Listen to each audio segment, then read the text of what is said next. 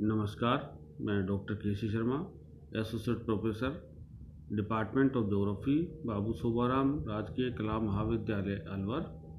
आज BA part 3 भूगोल प्रायोगिक विषय में शंकु आकार प्रक्षेप के बारे में विशेष रूप से अध्ययन करेंगे। पहले हम अध्ययन कर चुके हैं कि प्रक्षेप रचना विधि के आधार पर शंकु आकार, बेलनाकार, खमद्य और रूढ़ 3 भागों में बांटे थे। आज विशेष रूप से शंकु आकार प्रक्षेप के बारे में हम जानकारी प्राप्त यहाँ करने जा रहे हैं।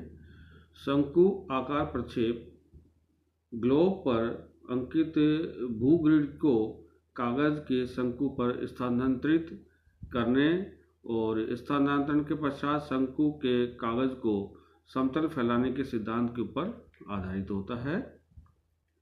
इस सिद्धांत में इस प्रक्षेप में यह मान लिया जाता है कि कागज का शंकु ग्लोब को किसी चुने गए अक्षांश वृत्त, जो भूमध्य रेखा और ध्रुव के बीच में कहीं पर भी हो सकता है, को स्पर्श करता हुआ मानते हैं।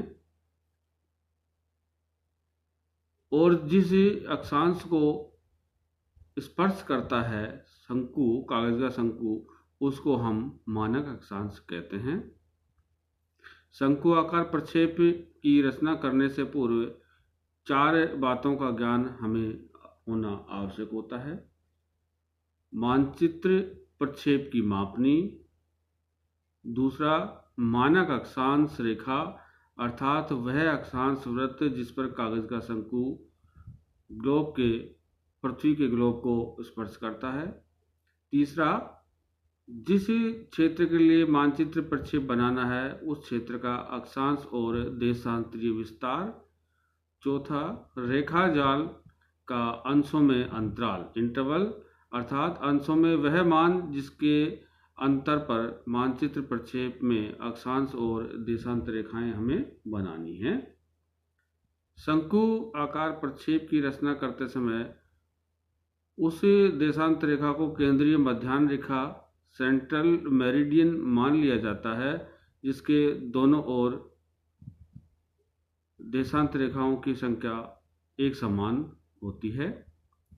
उदाहरण के लिए हम देखें तो 15 डिग्री पूर्व से 75 डिग्री पूर्व देशांतरों के मध्य स्थित किसी क्षेत्र का हमको शंकु आकार प्रक्षेप बनाना है और अंतराल 15 डिग्री है, तो स्पष्ट है कि प्रक्षेप में देशांतर रेखाओं की कुल संख्या 5 है।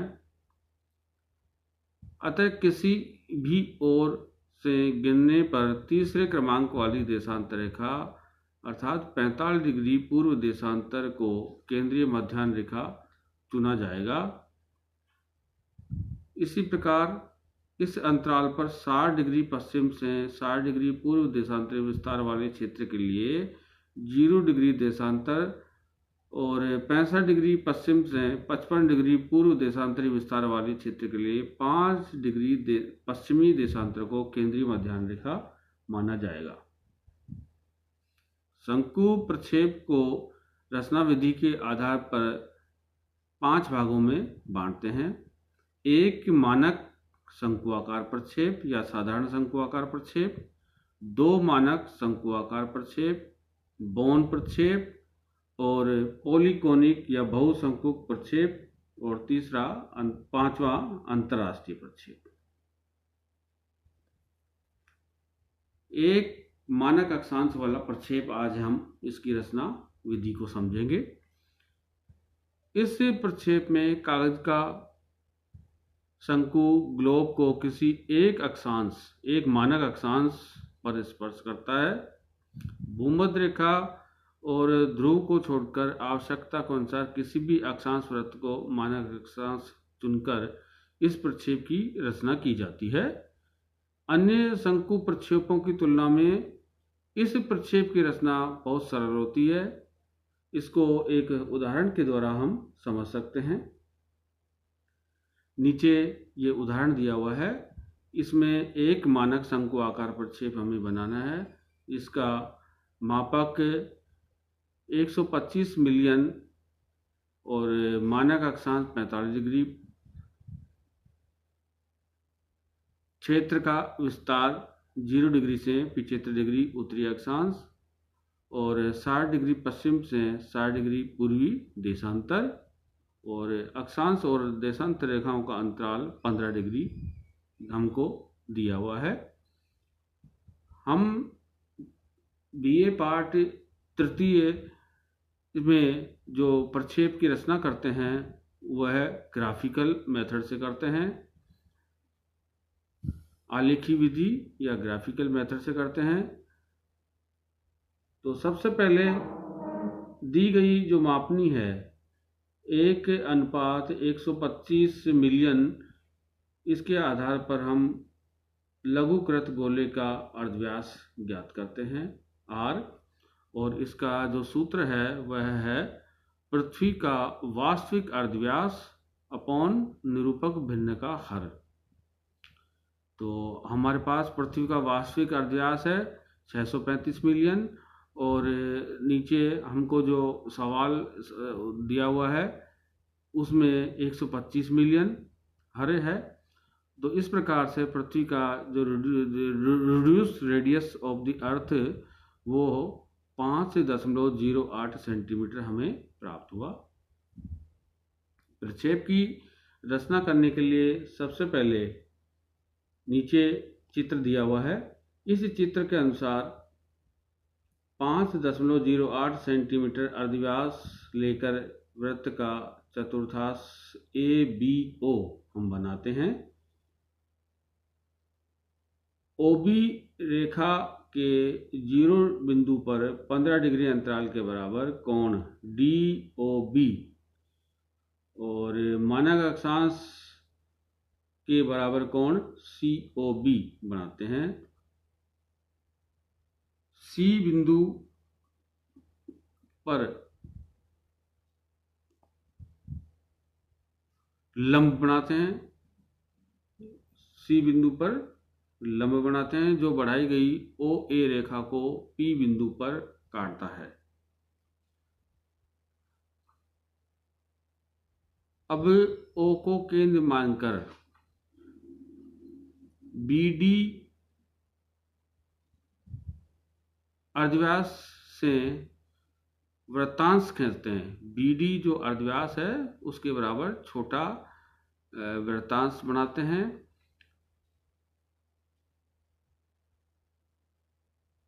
जो OC रेखा को E बिंदु पर काटता है। तो F और जो E बिंदु है वो अक्षांशों के ऊपर अंतराल का के रूप में यह दूरी काम में ली जाएगी।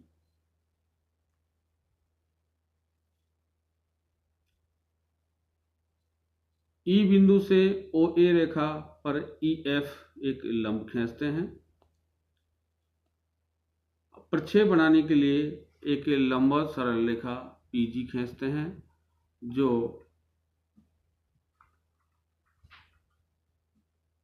इस प्रक्षेप में केंद्रीय मध्याह्न रेखा होगी। प्रश्न के अनुसार इसका मान 0 डिग्री होगा।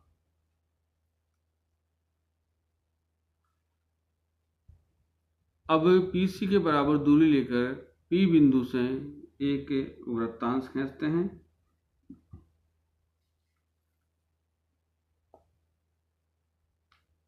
जो प्रक्षेप में 45 डिग्री की मानक अक्षांश को प्रकट करेगा। अन्य अक्षांश बनाने के लिए ये चित्र देखिए, इसको छोटा कर देते हैं थोड़ा, ये चित्र देखिए। अब अन्य वृत्तांश बनाने के लिए केंद्रीय मध्याह्न रेखा पर BD दूरी के अंतर पर मानक अक्षांश से P डैश की ओर 2 चिन्ह और G की ओर 3 चिन्ह लगाते हैं।